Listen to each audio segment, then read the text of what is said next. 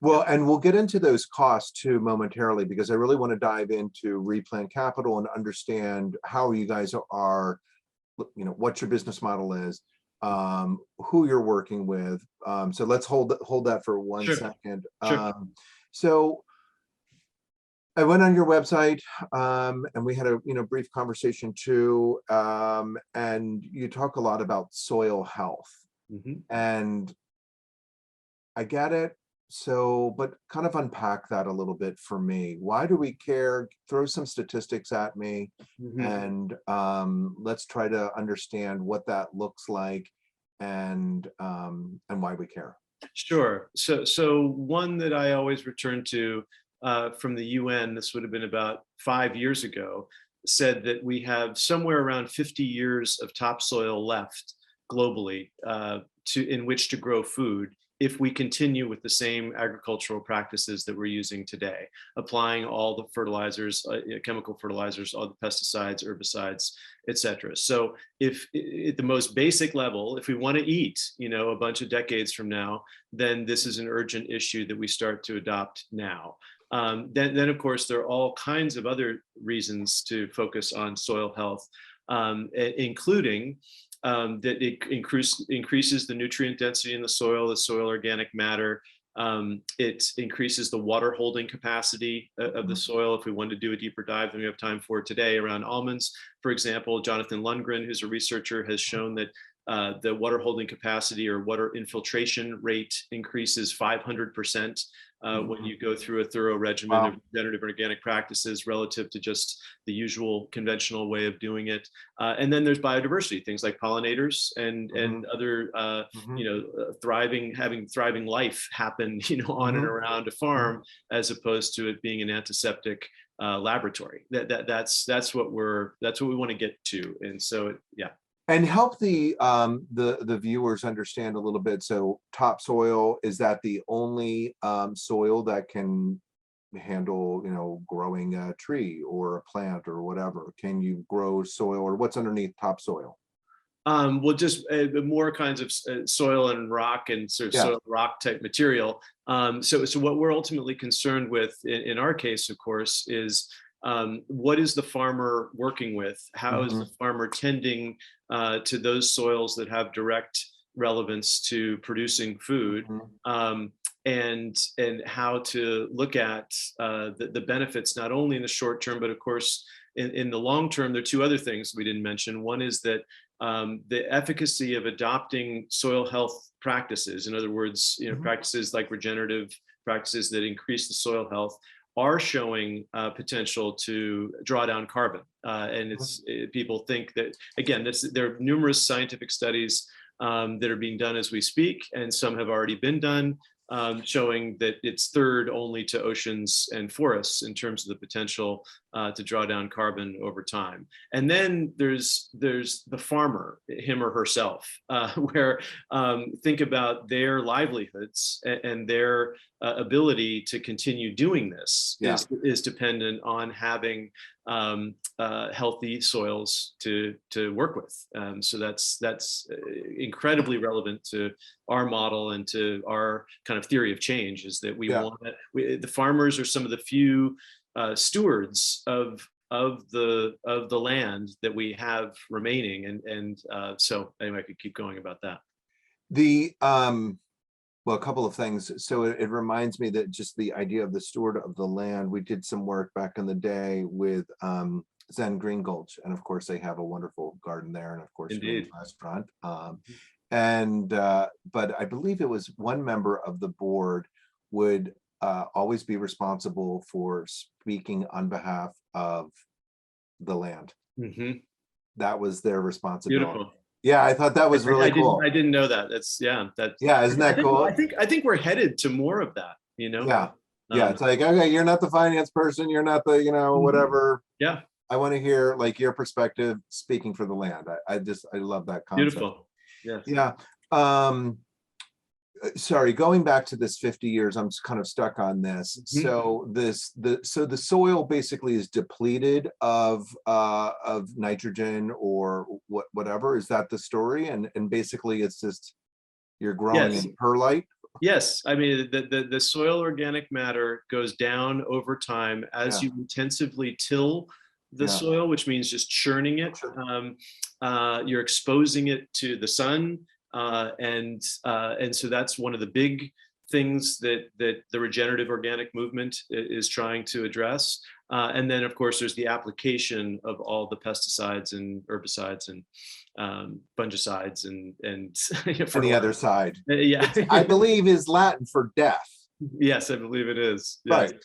Anyway, But so necessary. I mean, you can't have pests just decimating. You have to have a response. You have to work with it. But I am yeah. dealing with pests in my garden right now as we Right. speak. They're decimating my sunflowers, but Yes. we'll get back to that later. Mhm.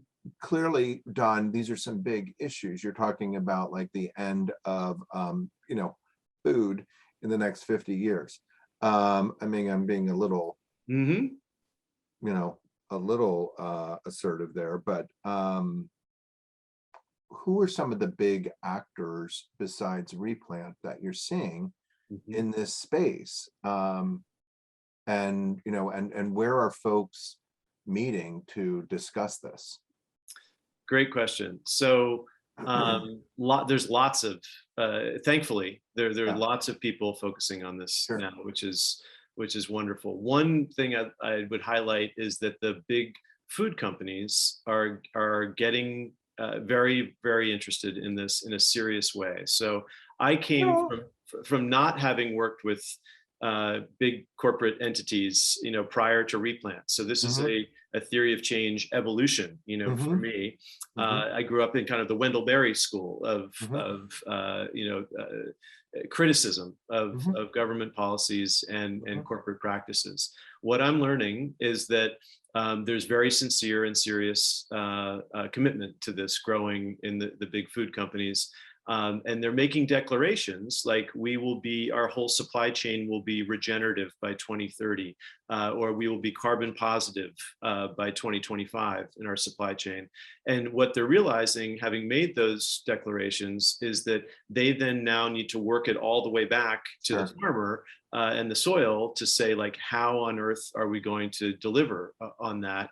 And that's where we and a whole number of others, come in. There's a lot Hmm. of work in the ag tech Hmm. area. There's a lot of people working on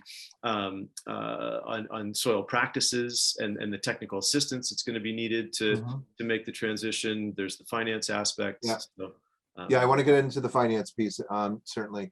What about policies? What should we be watching in terms of policies, or what are you watching in terms of policy, whether it's at local, federal, or even international, that we should be aware of? Yeah, well, certainly Europe and other places in the world are farther ahead of Sure. where we are in terms of their definition of what organic means. They've steadily made theirs more stringent and a higher bar. We've generally gone in the other direction. Hmm. And so there's lessons we can be learning there. And then my belief here in the States is that it will mostly, a lot of the innovation will happen in the States. And then, so you have places like Washington State, California, Colorado, others that are on the more, let's say, progressive end, Hmm. that are meeting